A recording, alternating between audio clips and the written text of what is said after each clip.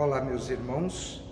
Hoje é dia 15 de outubro e nós estamos meditando o Evangelho que está em Lucas, capítulo 11, versículo de 47 a 54.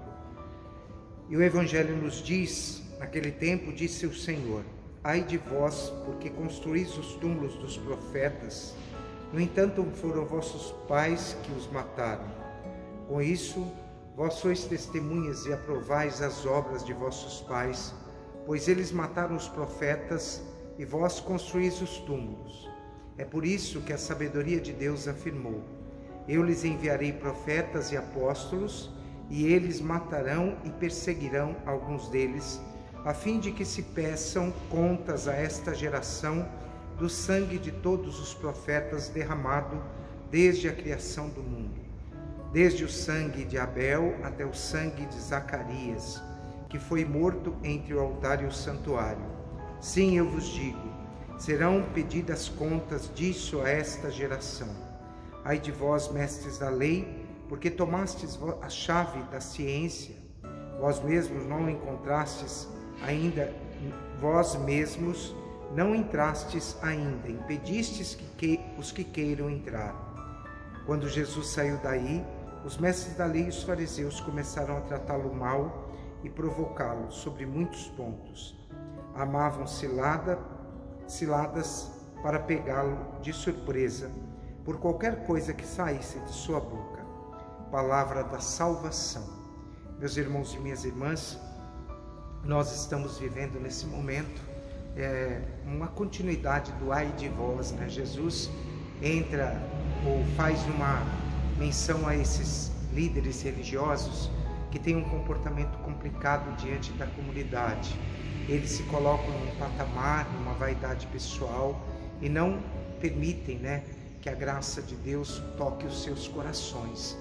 Meus irmãos e minhas irmãs, hoje, quando eu levantei pela manhã, pensando nessa leitura do Evangelho, fiquei pensando dessa construção interior que deve ser nossa vida, O homem, ele é corpo e é espírito.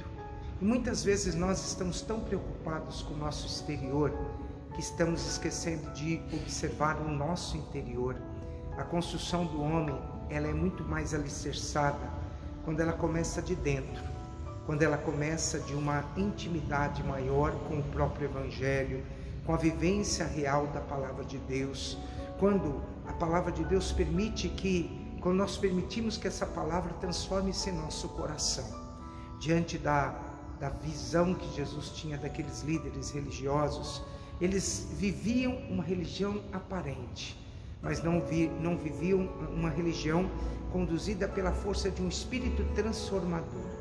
Assim também somos nós, embora a gente talvez esteja longe da realidade dos mestres da lei, dos fariseus, nós corremos o risco no mundo de hoje ainda de vivermos esse isolamento com o Espírito de Deus.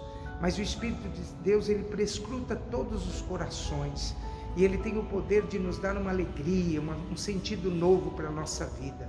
É o Espírito de Deus que nos eleva, que nos renova. É o Espírito de Deus que toca o coração do homem, para que o homem olhe as suas misérias mais profundas da sua vida.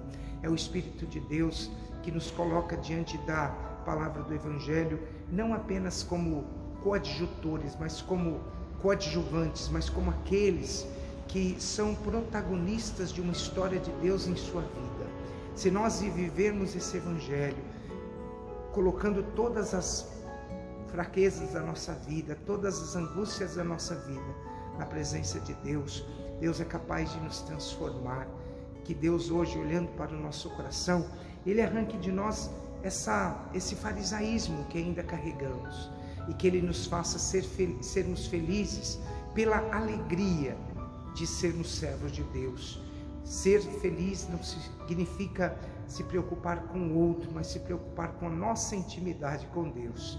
Que Deus hoje nos abençoe e que você pense muito nesse momento do dia de hoje.